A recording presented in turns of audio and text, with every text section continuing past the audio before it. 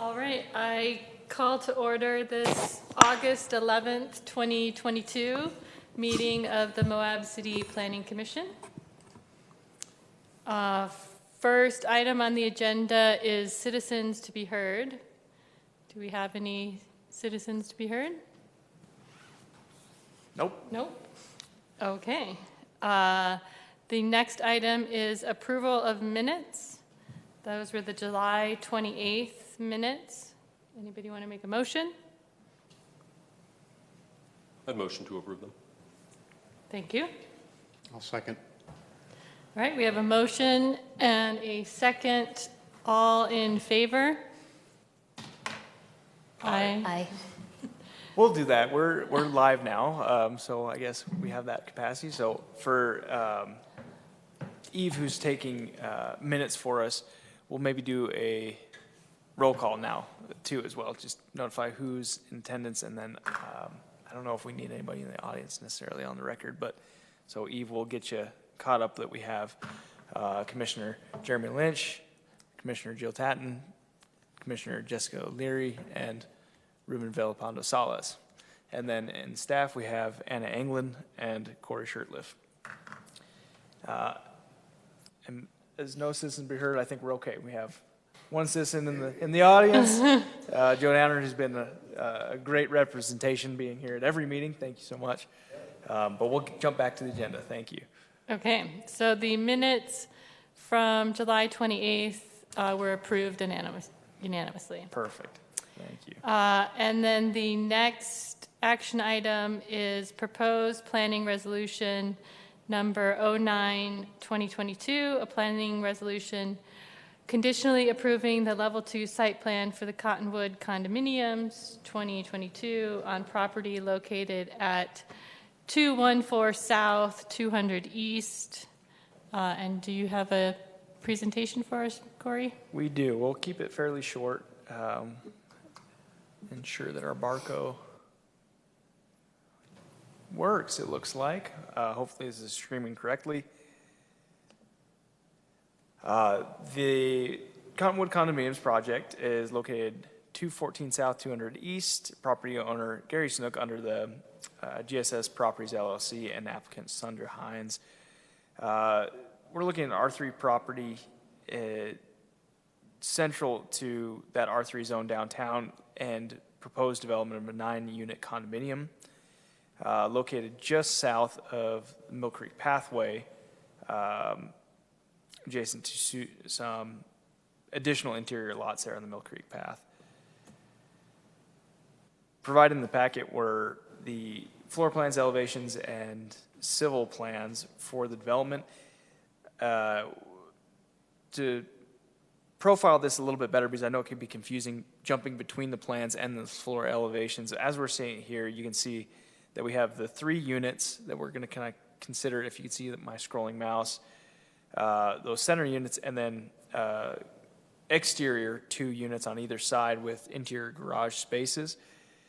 The 9 units come with 2 second floor units above these 3, so it's offsetting. It's not directly stacked units in that way, so it could be a little confusing on how the orientation of that worked vertically. I think there is a set here so you can see a little bit better in this center section how that works.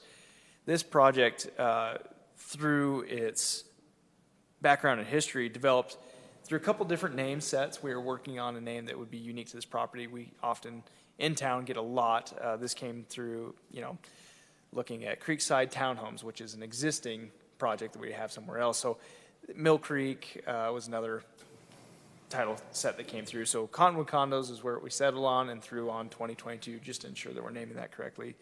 But the townhome concept was brought throughout this project, and it had to be identified that that mechanism for ownership wasn't applicable. So the reason for the explanation is to ensure that as we are moving forward on this project, it's acknowledged that the condominium platting and the property owner and the applicant have acknowledged, okay, that's how we have to go about that.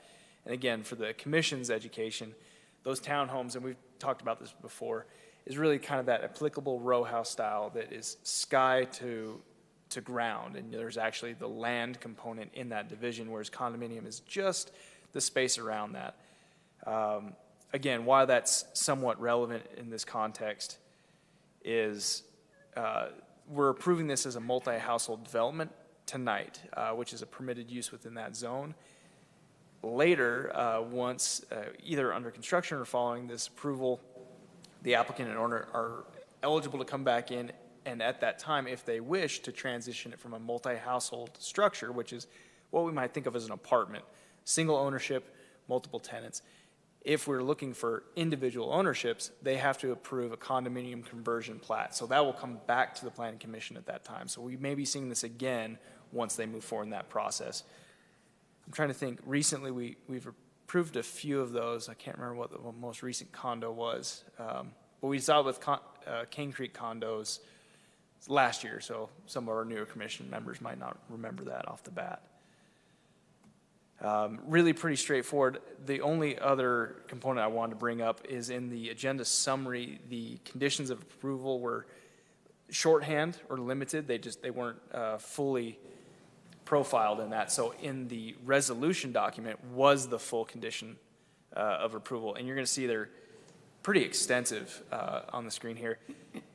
The reason for that is one, or what would be the subcomment A, is that condominium plat, just ensuring that we get that recorded, that they do need to come back and include those CC&Rs and HOA information. The additional comments were about lighting.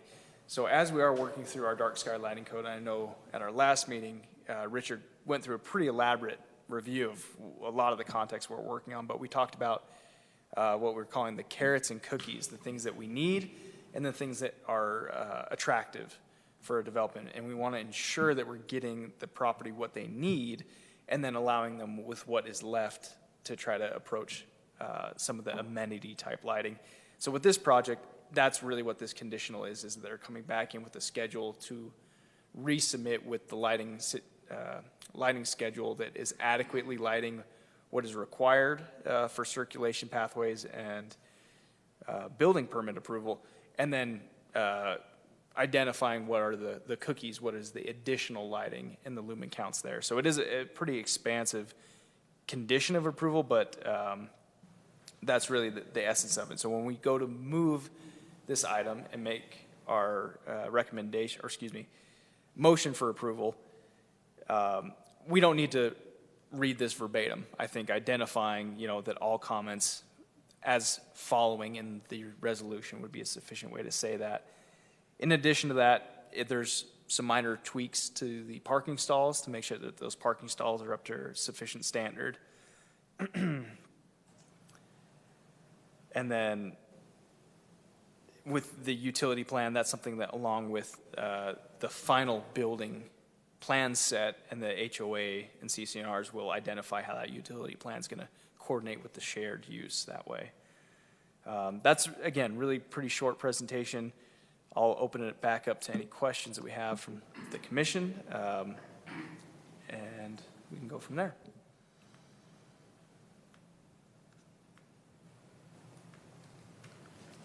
So Corey, the front entryway to these units, are those facing the bike path?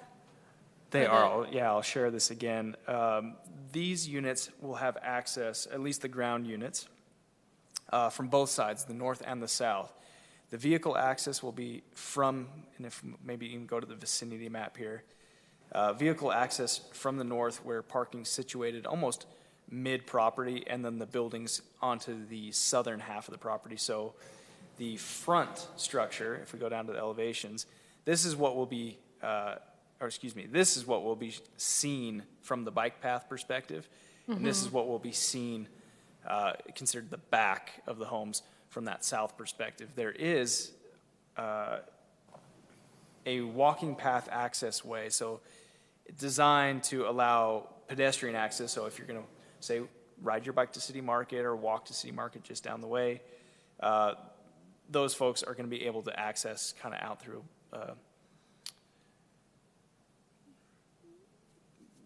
more I don't know, attractive entrance versus going specifically just straight through their garage and then out the driveway that way. As a part of this multi-household development, there were conditions of buffering and screening that were required for this level of unit size that was going in. So what we're seeing along the frontage, and then also what is somewhat difficult to identify here, but is increased vegetation screening along that Mill Creek pathway, where part of our code challenge is that in some capacities we talk about horizontal buffering space, but zero screening. So you have advanced buffering, but really your visual obstruction is nothing. So we've been able to coordinate those two where you're working with both buffering and screening, so you're actually creating this nice interface, whether it is separating yourself from the Mill Creek pathway or appropriately dressing what is your perceived frontage. So they were able to make those changes that we're satisfied with under the current code provisions. Just a point of clarification, I'm pretty sure I know this, but this application precedes or prefigures AEH, right? It does. Okay.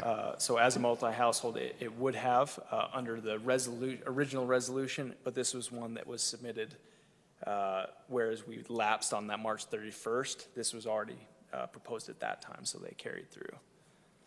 Okay. Thanks. And that back sidewalk, that just borders the property to the south of it, right along that fence there. Correct, which is Comes out this way. at the moment an undeveloped property.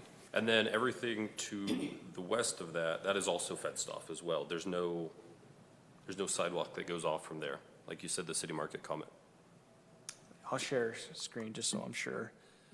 So then from here, if you were to exit through the back, you would be going east and you would be coming out to the street. Correct. To get off of there. Correct, yeah. So this is a gravel drainage component running out to the north end is where they're handling some of their drainage in this basin here.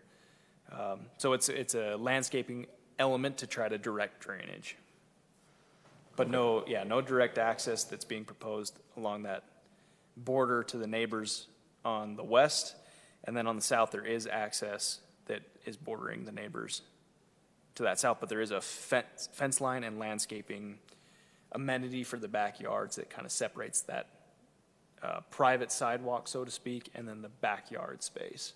Do you know if those are separate owners? The south property? And They south? are. They are. They are. The interior units then just have open, uncovered parking? Yes, correct.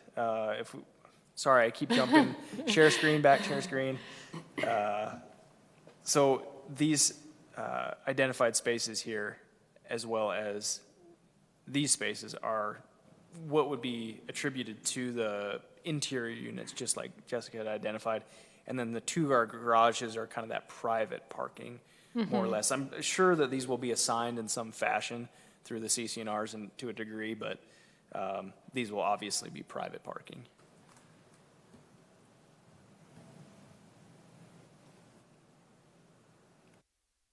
And now you talk about that screen and you have parking that's on the opposite side of the screen that's along the Mill Creek pathway. The fence and screening is actually north of it. So the cars will not be approached from the Mill Creek path. You won't be. Okay, you won't be seeing the cars and then the You're screen. buffered from those parking spaces. Privacy fence. Cool.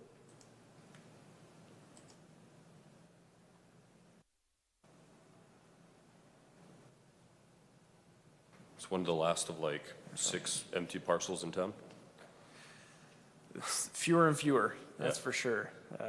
Every parcel at this point is unique. All the easy parcels to develop are kind of gone, so every time we do get a project in on an undeveloped parcel, it's usually because there are some floodplain components, maybe cliff side. So they are getting more and more interesting, that's for sure.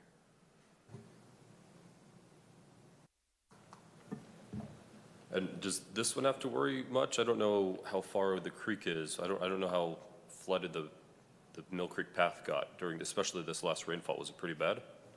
Well, during this last flood, I don't think it was as bad as that previous, but it got super high by the bridge, so how that damage compares. But where this particular property is, you can, it will be brought up out of the floodplain through that floodplain development permit, but it's the property to the west that is going to have that connection if I actually go back to the vicinity map. That's right.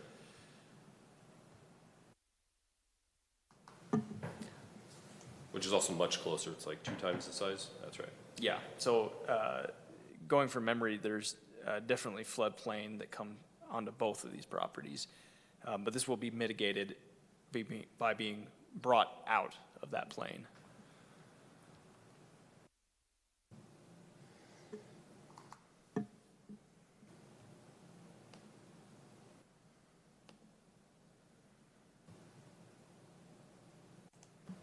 Can I move to make a motion? You may. I would like to move that the City of Moab Planning Commission conditionally approve the Level 2 site plan for the Cottonwood Condominiums 2022 project on property located at 214 South, 200 East, Moab, Utah 84532, with the following conditions 1A and 1B. I'll second that. Let's, if I might recommend an amendment to Ruben's motion quickly, is maybe just the way that's broken out, 1A and 1B, if we can say all the following comments as provided on the resolution, because I'm not sure how that's going to exactly translate with the I's and 2I, the Roman numerals. That way we just make sure we capture them. They don't think it's just those A and B's. So then with the following condition that all comments should be addressed to the satisfaction of the planning director prior to the building permit application approval, including the comments listed as A, which includes all the CCRs and the HOA information, and then along with B, which regards to the lighting plan. And parking and utilities. Those were the two weird That's ones right, I was there trying is to more to capture. And I think that was just, again, a formatting issue. It was the half page, yeah. All right, we have a motion and a second. Any discussion? So Cottonwood came from the fact that those are the trees we cut down, right? They were, as part of the naming process. They were, I think, hoping to approach a favorable name. Obviously, Tamarisk Townhomes isn't the greatest. But when folks are coming to Moab, a lot of the more common names, especially if you're advertising outside of the area, seem really like the Red Rock condos. How many of those have we had? And the answer is a lot. So there was a list that we provided of like, here's some native vegetation, here's some geological formations, and that was the one they came back to us with. It's easy, sure enough. I'd vote aye. Well, let Jessica make. So you made a comment, you said something about advertising. These are not going to be nightly rentals though, correct? Correct. Advertising in a real estate sense. The property owner's from out of town, but I think is advertising them openly, as described. So it's not necessarily specifically The oriented target towards market locals. is not necessarily local. But hopefully that these are developed in a way that locals can approach them, but that they won't be in complying with the Aeh ordinance. Okay. Under the current AH, if these were to follow under it, is it square footage based, or how do they decide which ones are deed restricted? It would be a designation. That's a good question. We'll actually, later tonight, we'll do the full update on that now that we have approved it. But it was based on number of units and then size and type. So almost a variable combination of how many 2 bedrooms and of how big of a size do you have. So it's almost 3 types of variables that we mash together to get that algorithm. Bedroom use, amount and such? Yeah, bedroom type and size. Cool.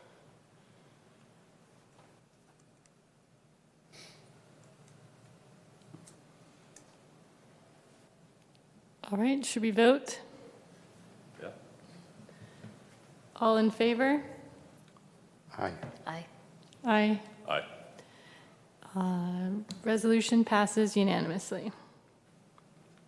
Thank you. I'm checking. We have a staff member remote right now. I'm just going to make sure that, as Jessica Thacker, our assistant planner, developed this item, the comment Jessica had is that the name was for the condo association as well, so which is the reasoning they developed For it the that way. HOA documents? Yeah, so that was part of that consideration. All righty. The next item on the agenda is future land use code amendments and city initiatives. All righty, this is where I'm hoping we can kind of sit back and relax now that we've got the action item approved, and this is really an extension of this discussion that we had last time. That was a fairly overwhelming discussion, even from a staff perspective. A lot going on, and we really didn't even get commission opportunity to give too much feedback there because we were just trying to get through that full itinerary. So it's my hope I'm going to keep this to a hard hour commission as long as it's mine. We can certainly go longer at the commissions, but I won't keep you hostage for longer than that. So what we have tonight as far as these discussions were items that we didn't include at that first discussion, so we can cover those briefly. But then in addition, dive into any of these that you'd like to dive into further, and then maybe even cover more specifically the concept of tiny home or long-term rental housing options as it is that the county is responding to that right now. I think it's appropriate that we discuss in kind of a preliminary concept. I don't want to get us too much into the weeds of anything we're developing right now, but just I think it's an appropriate issue to discuss in this forum to help the staff give direction to the way we're going to, I think, approach it with City Council and then hopefully come back to Planning Commission and have us workshop and develop something if that is what City Council would like to do. To backtrack a little bit, these lower items were those that we did cover during the previous discussion. And again, the landscaping code amendment is already in progress. We are developing this with that Water Now consulting group. And then the outdoor lighting code amendments, that's our dark sky code. We're in progress in-house, redeveloping that as well, partnering with the IDA. So coordinating with them on the checklist and the provisions that we want to address. Subdivision code amendments, we haven't begin to really get past the framework stage of what issues we have, how we'd like to address them. Similar to that is the PUD and the PAD. We've identified some of the lacking elements, how we'd like to approach it, but we haven't actually begun to dig up that ordinance too much. Anna has really started to dive into the PD, and by that, plan development process. So currently we have, and we've talked about this last time, similar to the PUD or PAD or MPD, which we won't see very often because it's only specific to the SAR zone, which we don't really even talk about that much, is that sensitive area resort zone, which is up near Sand Flats where the Lions Back Resort is. It's really a one development, one zone, one parcel situation, all developed really specifically for that area. But that MPD is a mechanism tool that we really ought to be utilizing now that developers are coming to us with these very dynamic plans. There's actually one plan in particular that has just gotten submitted that is super dynamic, and we're having to really stretch the bounds of what we can actually do to get that before you, because it's how we can approach it hasn't really been accomplished. Most people will build an apartment, or they build townhomes, or they build condos, but when you're trying to put all of those things into a particular property, single property, or in this context, multiple properties under the same development umbrella, it becomes really challenging. So Anna's been looking into what we might incorporate as a plan development process and plan development tool or application. All of that as well is coming into compliance with state code updates. So Anna's been doing an audit of all the state code updates over the last, well, where the current code is really the better way to say it, where the current state code is and how we need to come into compliance with those. Anna, do you have any update to that, or really what we talked about last time? I think excuse me, I think it's just mainly what we've already talked about a little bit. It's just different sections and areas in the code that need to be amended or updated to meet what state code requirement, or to reflect what state code requirement is. They did a lot of changes last year, in the last year or two, where us as a municipality need to make sure that our ordinance reflects what state code requires. And so that's what we're working on right now, is so that we can be in compliance with state code. And to that same note, we've been given dedicated funding from the city council to redo our code, a code rewrite, which is something we've been calling for a long time, is I think going to allow development to move smoothly and more accurately through kind of what we'd like to see reflected. But along with that, it's going to be a big process. I mean, multiple months of work where I'm hoping the Planning Commission is heavily engaged in where some of these, what I might say, loopholes or lacking areas, just blank slates of, well, we know things happen here, but there is no code to represent that. That's where I feel like Planning Commission can really engage to generate that code and what we'd like to see in those frameworks. What does something like that cost? We've been budgeted, I believe it was $100,000 Okay. for this particular item. I'm not sure the final fee on that. I think that was just, the estimate bid. To get started on the entire MMZ. Yeah, the whole, right, exactly, whole code rewrite. And there's a few code entities out there that we're using as models or attractive models that we'd like to be similar to. Flagstaff, Sedona have great code models, some of which follow a similar provider. So I think it's E-code. So if the way we navigate our code currently, it functions for a lot of people really well. So it'd be actually the same formatting, but just more comprehensive. And we've talked about this before, including potentially even renderings or illustrations to help convey complex points. Sometimes a picture is worth 1,000 words, quite literally. So there's a couple other ordinances where we'd like to incorporate that. That was really the whole recap of the previous discussion. I'd like to jump into the AEH ordinance update. Hopefully everyone was able to watch the special meeting. It was fairly short on August 3rd, where the city council approved the active employment household ordinance. But just to, as briefly as I can, go through this again, is what this ordinance was about, where it's applying, how the processing works, and what the amendments were that were potentially different or kind of in that negotiation stage. And this is where I feel the Planning Commission had made a recommendation and kind of been removed from some of that negotiation process, so you didn't really get to see that evolve per se until the very end where it was shown this is what we're doing. But again, an active employment household is a definition that's already been involved in the code previously when we adopted the ADU ordinance. We have a number of ADUs that are coming through right now. There was kind of this lull that we had seen with COVID, which was interesting that we saw this spike of what we'll call large-scale development and a real lull in individual development to some degree, as far as dwellings go anyway.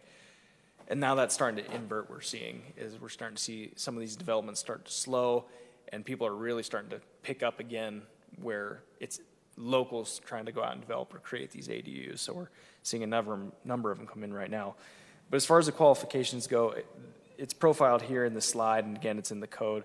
But really who we're trying to capture is anybody that is actively engaged in Moab.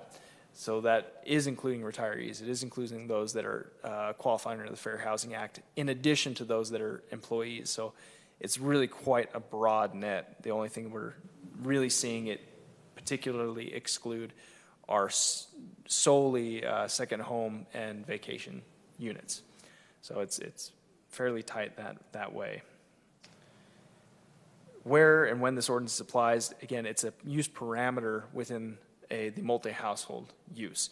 So anytime we're looking at an apartment or above 3 units, we're going to get this looped in. And I know right now we're kind of that threshold as you're receiving site plans. You're like, where was it in the timeline? But everything that's going to be coming through to us now, and we have a few backlogged items that you'll probably still see that are not going to fall under this provision, come before you for approval. But after those, it should be everything that we're seeing should be complying. And that is located in just that R3 and R4 zone. So the city map here. We'd be happy if anybody in the community is watching from home this is too challenging to kind of see on a computer screen. We'd be happy to communicate that with you over the phone or come help you in the office. And then the processing and enforcement for this was a major question, which is why we continue to bring it up, of how we're actually going to implement this. And because of the framework and the structure of it, it's a use parameter. So it's not unlike any other requirement that we have. And I don't want to oversimplify this, but just like building height, it has to comply with the zoning standards. If your building height exceeds that, that's a zoning code violation, and we'll process it that way. Your development has to comply with the 33%. If it doesn't, we're going to process either a zoning code violation. Again, it is complex. I don't mean to oversimplify, but that's really the simple structure that is why it's effective, is the structure is simple despite it being complex in nature. Now, this is the part that I was wanting to spend a little more time, and if you have any questions, slow down a bit, is on the framework and then those amendments that were made to the approved or recommended ordinance that the Planning Commission passed on to City Council. So these are the things that you did not have hands-on development of. What we're seeing here is that framework. We changed the definition sections, we changed the 2 residential zone sections, and then we developed a chapter to frame out the active employment households.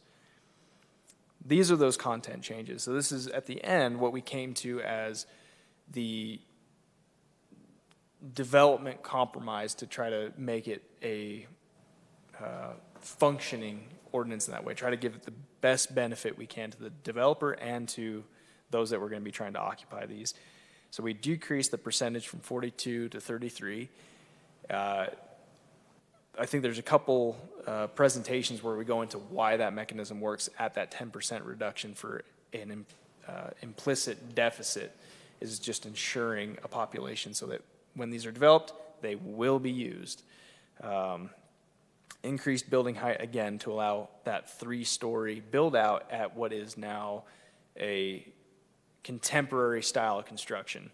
It's very rare, if ever, we're seeing construction below 8-foot living spaces as far as height interior. So this allows people to actually get a better density up without having to go to 4 stories. It makes it function quite a bit better. So increased building height, decreased parking requirement, and then this is where it transitions from less of a developer benefit into more of what the restriction elements are and how that's constructed, but the recurring set on the ordinance. So every 2 years, we're going to come back, what I believe is to both Planning Commission and to City Council, and say, hey, is this still what we want? Is this still working?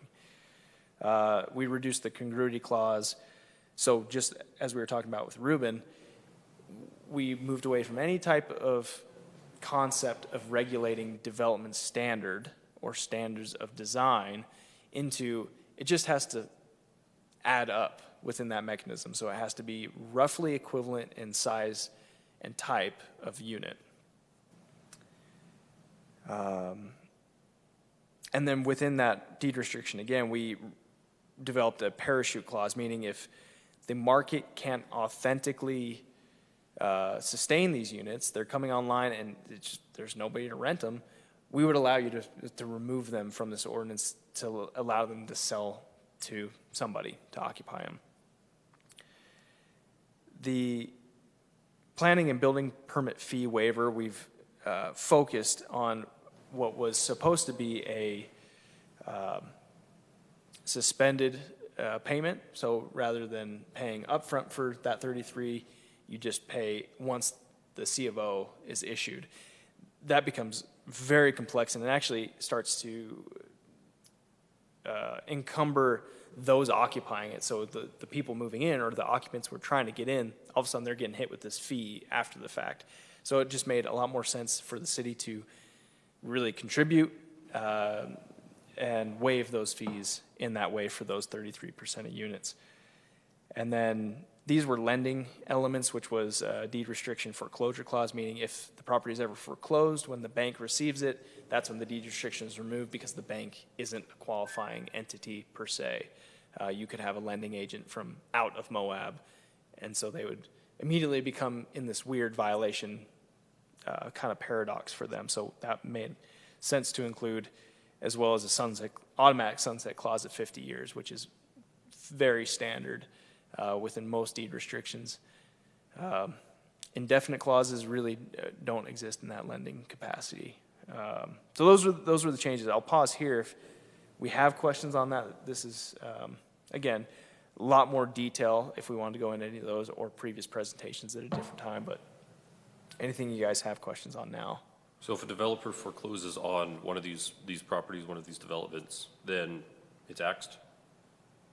Yes. Okay. Yep. If the project or development or property experiences that trauma of foreclosure, it'll be recovered without the restriction. So if you own a bank. If you own a bank, and that's kind of, yeah, that's the mechanism. But there's, Get in here. again, we're trying to open it up as broad as we could or create as many, and this is what I think even watching the previous planning commission, we talked about, as broad as we can possibly go without it collapsing. Mm-hmm. And that's what this is it's a very broad exception in this way. Uh-oh. Everyone be careful out there. There's a flash flood warning, so be aware if you're watching at home. Is there a time frame on the parachute clause? There was, and this was discussed during the approval process, so the council decided that the time frame for the parachute to apply is that it would need to have to meet that threshold rate of what is market rate, or 100%, getting into what the technicalities, but we'll just call it market rate threshold, exposed for 120 days. This was a very specific number that we as staff generated because of our specific market conditions and seasonality. So there was quite a thought behind that. I know a lot of people in the community were like, well, can you give us 90, can you give us 60? Those were, I think, appeals to, well, they just wanted to reduce, but there were no numbers to back up 60, no numbers to back up 90. 120 is backed, so that's where we went for now. And like the council had mentioned, we're open to amendments as we work through this process. If we're finding that these mechanisms are hitting barriers or are way too excessive, we're flexible. We can certainly come back and address these, but the 120 essentially is going to bridge the gap that, again, we're trying to close loopholes, and that's what the foreclosure is one of those concessions. We don't think anybody's going to foreclose on their property to get around this. It's one of those, like, it does make sense, but the 120 days, that could be something where anything below that, it's very similar to the 30-day short-term rental. We are seeing that being gamed, unfortunately.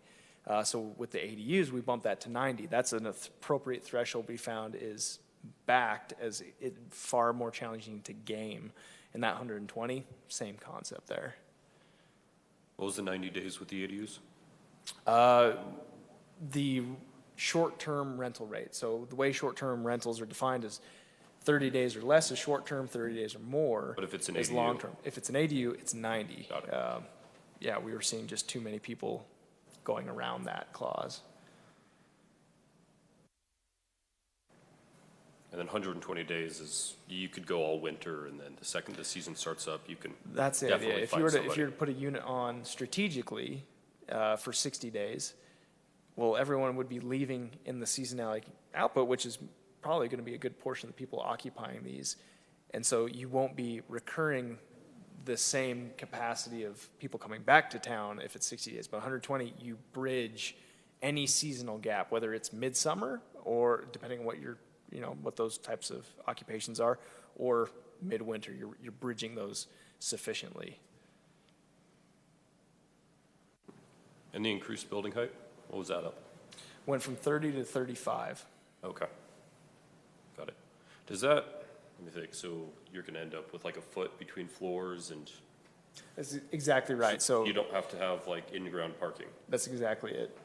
We just, last meeting passed the 2x3 townhomes condominiums project, and that was one where they went that sub-garden grade. I know that is a mechanism, so some people say, oh, that mechanism's already out there. Depending on your drainage, you're going to incur a ton of engineering costs or maintenance fees trying to have pumps or whatever it is to make sure that that ground level is maintained and conditioned correctly. So what this does is allows everything to be ground level, sufficient joist without having to go to this crazy extent of steel where you can reduce your joist height. and then you can have the appropriate pitched roofs or plate heights for roofs. So yeah, even with the ADUs, before we changed the ADU ordinance, we were seeing people that on plans say, oh, we'll make it below 20, and then they go out to build it and it's 23 feet because I didn't account for all the joist adjustments, and that became very tricky for us too.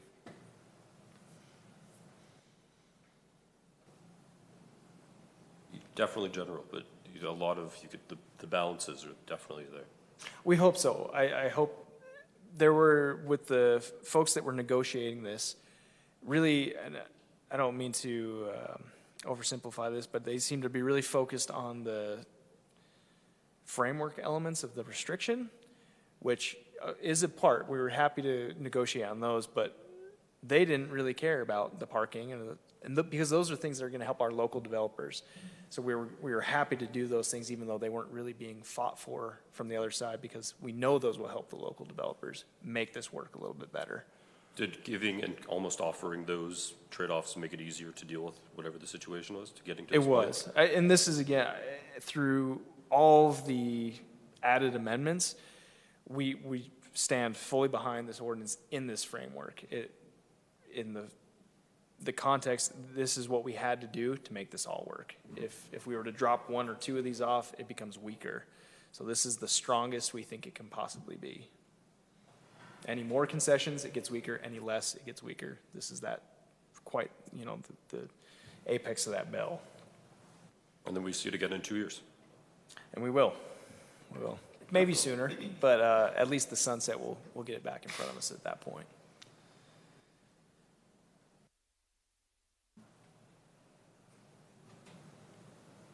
Okay. No other question. We'll jump over. There were a few more items on here. This is included, and I think we've even shown this to Planning Commission before. This is just a breakdown for anybody that did miss that. It's identifying if you were to develop a certain number of units, how many would be AEH. It's pretty simple if you think about 33%, but there's technically 33.3333 to try to hit that third so that we don't get holes in that rounding mechanism. So using that 33 with the 0.9 or greater rounding mechanism, you get pretty even distribution between those units. And then here it obviously jumps as we start jumping between increments of 10, but I think when you look at it in this perspective, it maintains how reasonable this ordinance truly is. This was a slide that was presented again. The circled area, that is going through all the calculations, kind of just cutting to the bait, how much is rent going to be for any particular unit of a size house. So 1 bedroom, here's where we're looking, efficiency, here's where we're looking. So this is relative to that parachute when we're talking about thresholds. That 100% of AMI of the 30% of what is gross rent, so what is by standard meant to be dedicated to your housing costs, that's where these numbers land. And you'll see they're not super low, because again, this is not meant to be affordable. It's meant to be that threshold of market rate. So a lot of people have said this, like, gosh, that's still pretty high. It's like, well, and if somebody truly can't rent them for these rates, that's where we're saying, yeah, the market can't support you. So it's very authentic if that parachute ever does get used. And I can send that to anybody if you want to pour over a little bit more. That was a report generated by Caitlin Myers for the county. And those rates are stuck to those rates that if they can't meet, trying to sell them under those rates, whatever they were, like $1,400 for a 1 bedroom, if they can't meet that, we don't have to tell them to go lower because that's close to the market rate, right? Correct. So anything lower than that is technically considered affordable. Well, technically under 80, so there is another threshold, but we decided to be 100 versus 90. You're kind of starting to thread that line a little bit. And again, that's part of the overarching strategy and context of this is we're just trying to carve out some available housing. We're going to handle affordable with a different tool. We are going to handle affordable, but not with this tool. Okay. Which really kind of brings us to the next topics of, and how I have phrased it is, what other arrows in this quiver, I know Kaylin Jones used this metaphor and I think it's fairly accurate, do we want to start crafting?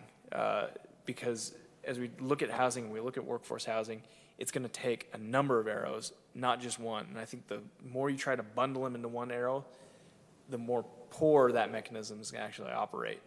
We saw that, and not to talk down about some of our provisions, but we see the pad that only the city has committed to doing that. And we've had other people come through, and we're just not willing to go to the effort to make that work.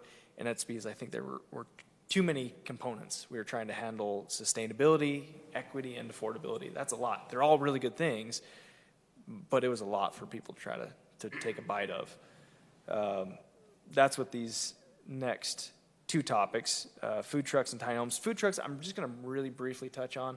This is something we've been really looking at for almost 3 years of renovating our food truck code. Right now, food truck is a defined use, and a permitted use is a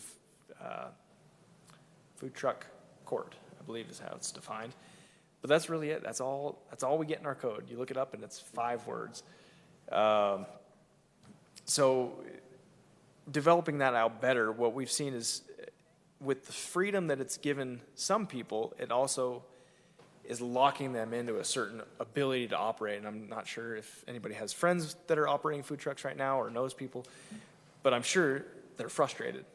And we're trying to support them, we're trying to allow it to work, but they're kind of hitting this glass ceiling because they're being allowed in this threshold of a business license, which gives them a lot of freedom, but they can't transition to something that's really kind of a permitted use. They're operating in this very kind of nomadic way, or being forced that way without going into further costs for them. So what we might do as a planning commission is look at how can we more develop our vendor court or vendor options. So not even just keeping it to food, but we've had people approach us, I'd love to do kind of this continuing farmer's market, open market type situation. Part of that doesn't work if you're going to have to park it super high. Then again, the success of it will be at the risk of the person. If you don't have parking for all the people to come, you better make sure that you're placed in the city appropriately or have facilities appropriately that people from your neighborhood or the neighboring locations can walk or ride their bikes there, have groceries on a reoccurring basis, and build that up. And we don't have that in our code right now. We've looked and seen successful elements. The Northwest has been really aggressive, especially during COVID, with that vendor type use. They've kind of just taken provisions away. It gets really risky when we talk about liability and actually building things to code. But what we can do is allow them the use option. Do it to code, building code, I mean fire code and health code. But from the planning perspective, let's help you get there. That's kind of where we're at there. This is just a quick picture of our food truck park, which is a permitted use, but what we're seeing in Moab is a lot of people want to go out on individual private properties and try to make a go out of it, not just in this park. And it's a kind of a thriving, vibrant way to expand our economic options in our community if we expand it beyond food trucks too. If it's, I don't know, the truck market on Center, which is now the arts market at the Swanee Park. There's our locals there every week. Is there somewhere that they could be every day and serving our community more than just when they're at the park? And that's kind of what we've heard out of the community they'd like to do. There's just a lot of thresholds in their way. I feel like I'm just kind of teasing us with these really big ideas, but we'll come back to them, I promise. This is one that we can dive into a little bit more. This is in light of the county's progress with what they're calling their alternative dwellings overlay. And it's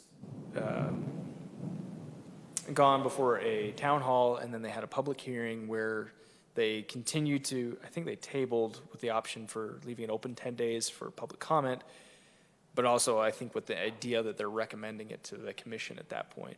And I know Elisa over at the county planning department, they're still developing, they're still working on it, so it's in a raw state to some degree. But but wanted to open this up to our discussion because really it's how is the city's perspective on this issue? What is our perspective on an opportunity to address this? This is where my whiteboard is going to come into play. Ann and I talked for almost, I don't know, what was it, 45 minutes today? About this inseparable dynamic between what our economic development options are and economics are, as well as our housing stock. And the reason I put this at the front is as we go through this, we're going to see us circle back and we're going to kind of start getting back to this same issues of where we know what the problems are and we even know what the solutions are, but the city itself isn't the vehicle to carry out those solutions. All we can do is provide the landscape for people to take advantage of, but we need our property owners, we need our business owners, we need our people of means of development to come in and do this. Because the city, we'd love to see this, but the city is really built of its citizens. That's all it is. It's a culmination of citizens saying, we need this. So it's really our development community that needs to come in and help us. I want to preface this by saying this is just meant to conceptualize topics. In no way is this meant to, I think, classify or degrade any particular type of group or community. I think most of us in the room can say that we have applied to multiple elements of these at one point. So when I talk about urgency or how critical they are, I'm not trying to qualify any particular people as unneeded. That's why they're on the list. Everyone on here is needed. So just wanted to preface that listening to the town hall, listening to the public hearing, this is what I was hearing as we develop our arrow, as opposed to the county developing theirs. I might be seeing this as multiple arrows because their approach right now is pretty broad. They're trying to capture everything from guides to essential workers. They're trying to use mechanisms anywhere from tents to condominiums. That's a huge bandwidth, and I commend them for trying to approach it. But what I think from our perspective might be more beneficial is to try to say, okay, where can we fisher out particular arrows and focus on that one arrow, develop that out, and work on the next. This is where I'd like to really get some quick engagement. I told you I'd keep you here to 7. We're approaching that. These are the community types. Can we go through these quick and then maybe have you fire back areas that you think we might need to address? So obviously we heard a lot from the community that guides or this kind of more limited routes. They're here, they're temporary, and they might not just be guides per se. They could be working in a coffee shop, but they're of that nature. The implied duration is that they're seasonally here, temporary. They may come back next year, they may not. What we heard is that there's a really urgent need to get housing for them because they're so temporary. They need housing this fall. They need it next spring. So some of our mechanisms that could take years doesn't really work for this group. So that's, again, parting to tease out the arrows of, well, what arrow should we use for the right solution? And then you kind of get into what type of occupancy might make the most sense for them. Subsidized rent is usually what business owners will do, is say, well, you come live at my place while you're working for me, and I'll just kind of take utilities out of your paycheck, and we'll call it good. And again, I can say that I've been a dirtbag, I've been a guide, I've been all of these things, so I feel kinship to any of them. We kind of change into the service industry where you're maybe not quite living in a raft right now, but you are living not quite deeply rooted in that way. Essential workers, they're anywhere from mid to deep, families to single. They're kind of a broad group based on what their occupation is and how invested they're attempting to be with their investments. Economic diverse professionals, we see a lot of our high school kids go out to college, don't come back. If they do come back, are there opportunities where they're actually taking advantage of their higher education? That's this type of group that we could see thrive a little bit better with new types of, again, like I said, it's intertwined with economic development greatly in this way. There was also this group that was talked about was just minimalists, people that want to live in a tiny house because they want to. Or, well, in this case, they said, I just want to live in a tent. Why can't I do that? That's just, they're even an older person, doesn't have to be a younger person. These folks, I don't know if there's much urgency or how, economically what the critical need is to find them housing immediately. I think they're usually doing this by option or by choice. So that's not, again, they're on here because they matter, but I do want to highlight that if you get a star, it's because we care. But some of these are like, what do we have to attack because it's on fire? Temporary placement, we know that's, I mean, we've had staff members in this room that if they had somewhere to get down, to get on their feet and get started while they're looking for a place, it would have been so much easier than trying to coordinate this. Well, I got a job, but there's nothing open for 6 months. So how do I make that work?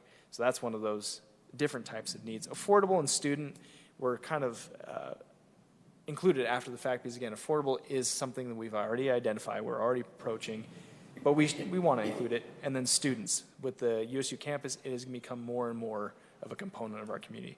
Are there any others that we ought to be looking at to identify?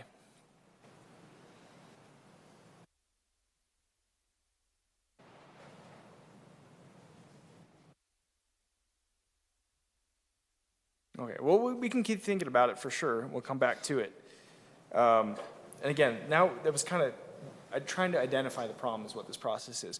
Who are the people that we're trying to serve? If we can break this problem down into smaller chunks, I think we can identify a bit better.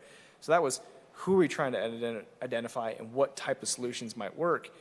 This kind of has led into, well, what mechanisms are people talking about or are they currently using to try to create what we'll call housing or at least shelters? I mean, we're even getting to that point in the conversation where we can't call it a house. It's literally by definition not a house, but it is shelter of some kind. So tents, I mean, have been discussed, teepees or framed type tents, and it is by intensity kind of framed that way. And what you're going to see throughout this, just as we're generally looking at it, is there's a construction intensity. Again, what the implied duration. There could be somebody that wants to live in a teepee year-round for 50 years. But some people, the implied duration is it's supposed to be seasonal. It might be into the fall, but typically their conditions are going to keep you pretty seasonal in that way. Yet, if somebody did a tiny home, even if it's an RV structure, it's probably intended they're going to be in there year-round, even if it's a temporary type of structure. By minimum amenity, what I'm trying to capture here is what this type of shelter would be dependent on. A tent would be entirely dependent on external amenities, cooking, bathing, other than sleeping, where you're sleeping in the tent, but every other one of your needs is going to be needing to handle outside. And then we kind of get, as it evolves into, maybe there's a mix of both. Maybe you're cooking and sleeping in this shelter, but you're not able to bathe. You have to go to a bathhouse to do that or something, or vice versa. Is that what you mean with bunkhouse? Being in external? It is. So like there could be a shared kitchen, but everyone has their own bathroom. We've seen similar developments of that right now. What was interesting is I was going through this just as individual items. They weren't organized this way with this green line. What this transition to color is after the fact, was what we permit and what we don't currently permit. And what the interesting element that came out of that, which was unintended, is that all of these are obviously intended for long-term and all of these are obviously intended for short-term or temporary. The reason for that, why we have a threshold, because a lot of, again, what we're talking about, and this is why we circle back to this, is we have a number of tools available. All these green tools could be considered workforce housing tools. We could do a tiny home village today. Right now, we could go do that, a stick-built tiny village. What is not happening is our development community is not coming forward with these particular types of items because the construction intensity is too high, meaning it costs a lot and the return is maybe not that great. So what the community is turning to is low investment, low capital solutions in kind of place for a get-me-by solution. And I'm not saying that's wrong, but when we kind of broke this out, that's what I realized is that's why there's this threshold that exists. There's things that are obviously developed for not needed housing, when we're talking about larger condos or things that are nice, but when we're saying, okay, we have a need, let's fill that solution. All these would work. These are not permitted because there are safety issues with them, which is why they're not currently permitted. But those are the ones that people are seeking right now. So similar to that of the groups, are there any other observations with this or types of shelters or homes that we'd like to see included in this list?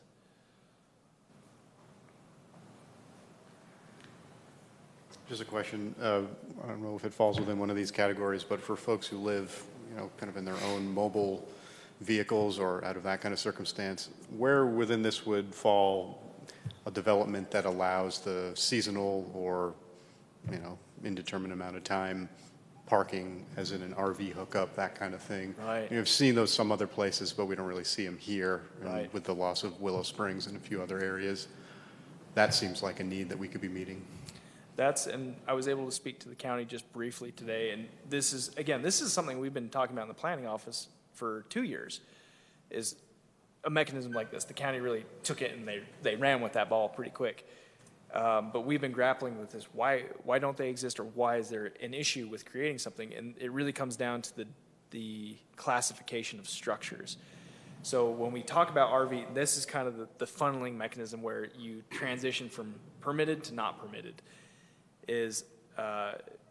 RV is by certification standard non-long-term. That means when they put that sticker on there, it's meant for temporary use, implying that it's will begin to, and I should have Barry Ellison, our building official, really explain this better, but the construction is just not meant to weather long-term type of use. That's why the IRC code has that threshold and deviates. Obviously, we see these massive RVs that are nicer than some people's homes. So there's some weird kind of Venn diagram stuff where it does cross over, but it all boils down to that sticker. So we can see RV parks, so park models are a great example. We see people living in them for undisclosed amount of time, but that becomes the question. There's a phrasing, I may have said it once already, and I didn't intend to talk about it tonight, but it becomes a parent with a drinking teenager of, it's happening in our community right now. People are living in campers, they're living in tents, and we're just saying, you can't do that. They are doing it though. So it's your teenager going out and drinking. What something like the county is approaching is, well, it's unsafe, so I'd rather you do it in my house and me keep an eye on you and you do it safe, even though it's dangerous, than you go out and do it unregulated. What that does is it puts liability on the consequence of where our thresholds are. So if we're providing a land use where somebody can go live in an RV certified standard, even though we've put in the bathhouse, the cooking situations, at the end of the day, we may be acknowledging that they're living in a structure that isn't designed to be long-term. So if they, something bad happens where they die from carbon monoxide poisoning inside their unit because something malfunctions, where's the liability there? There's another, I wasn't going to talk about all my shorthand terms for this, but really what the risk is we know people are living in these and just traveling from city to city, and it's kind of roulette in that way of, well, that structure isn't meant to be occupied full time, but it is. The reason we allow it is because, well, you're in my city for this amount of time, but you're probably going to be gone tomorrow. So for us, it's an exposed rate within what we're perceiving as the appropriate RV term use. But if it's staying in our city or staying in our town long enough, we're obviously aware that it's being used out of context to some degree. But I think, Jeremy, you've identified that perfect threshold of where that is the only easier option that we've seen is an RV camp or RV park style, but just being occupied by long-term use. So that was really how I phrased this discussion and where I've tried to approach it in the past. The one hang-up we're getting is the sticker. If we could change that sticker or the way we interpret that sticker, I think we could do that pretty quick. Does that answer your question a little bit? Yeah, Okay. it does. I mean, that you hit the nail on the head. That is the problem. If we could get rid of that component, I think it opens up a lot more doors. And now, does that sticker come with, beyond actual RVs, but let's say a built-out van or something along those lines? Does that an implied designation, or people aren't going out and registering in that way? They would be even substandard. So they'd even Yeah. be below that. So when somebody builds out their own tiny home on a trailer or something like that, Sure. it's not built to any standard. So it's not built to IRC, it's not built to IBC or HUD or what would be the RV code. I think it's just called the RV code. So from there, it's not a certified structure. It's an unsafe That's what we're structure. saying. Okay, so people with certain vehicle build-outs, if they are going to apply, all they're going to get is that RV level sticker. Otherwise, it's, it doesn't even fall under the category of built structure. Pretty And much. So we can't regulate it in that way. Right. I mean, you can go camp on it because we don't regulate camp. You can go utilize it, but as far as a designated dwelling space. Right. And this is where, with the county, we'd like to work together on how we can understand that code better. And there's really what I was talking to Barry about is we're going to have to get into fire code, which is where I think this lives. If we can get into fire code, figure out where that border is, we can figure out what might work and what might not. Okay. So we're actually looking at buying, I'm forgetting the term of this book, but we're going to buy that whole code to scour it and see what we can come up with. Okay, thanks. Yeah. Right, because you're obviously making a distinction between the tiny home that's modular versus the tiny home that's an RV. That's right. It could be the same modular home built on a trailer, Sure. And that's, yeah, The- if it's a modular and then it or would HUD be considered standard. RV in that circumstance, or would it still be considered Those three, they're modular? kind of right there perfectly, aren't they? So tiny home is, I think, a term of art now at this point. It's not really a particular type of build because some people build them themselves, some are manufacturer based and they're built to an RV standard, some tiny homes, and some are built to modular, meaning they don't have a chassis, but they're tiny and they just come sit right on your property. Modulars and stick builts, those are certified tiny homes. Well, we can permit those right now, mostly because they have foundation. It's when it's a moving element, that component is what shakes it up a little bit. And I think talking to the county, and this is in, I can't remember in which code, but there is a building code that identifies tiny homes because of the type of, stacked use of the space. What do you call that? I'm forgetting right now. So in tiny homes, they try to use all of the vertical and horizontal space. So you might have a loft. That was the word I was looking for. Lofted spaces that may not meet the stair requirements because you have a ladder, but it's a private residence in that way that I think that's where the building code acknowledges, okay, you can have a tiny home and it can have a ladder, but it's going to be that classification. So yeah, for us, it really comes down to classification. How can we open the classifications up more that we're not incurring more risk or putting our workforce at more risk by acknowledging, these are kind of substandard living situations. The big question for planning is why I'm bringing this, is planning perspective, we want to make the solution work. So working with the building officials and engineering, they're the ones that, I'm not putting blame at all, but that's where we have to check all of our boxes and make sure it meets all of the codes, not just planning code. Well, there's also a gray area, it seems to me, that you could, in some areas of the city that are considered part of the floodplain, that you can't technically build on, but if you could put in a tiny home that's not permanent, that could be placed there temporarily, that could be moved, then it would get around the floodplain ordinances, but allow for some additional housing. That's exactly it. I mean, you nailed it. And we're doing that with one RV property right now. They are going to use it for short-term rental,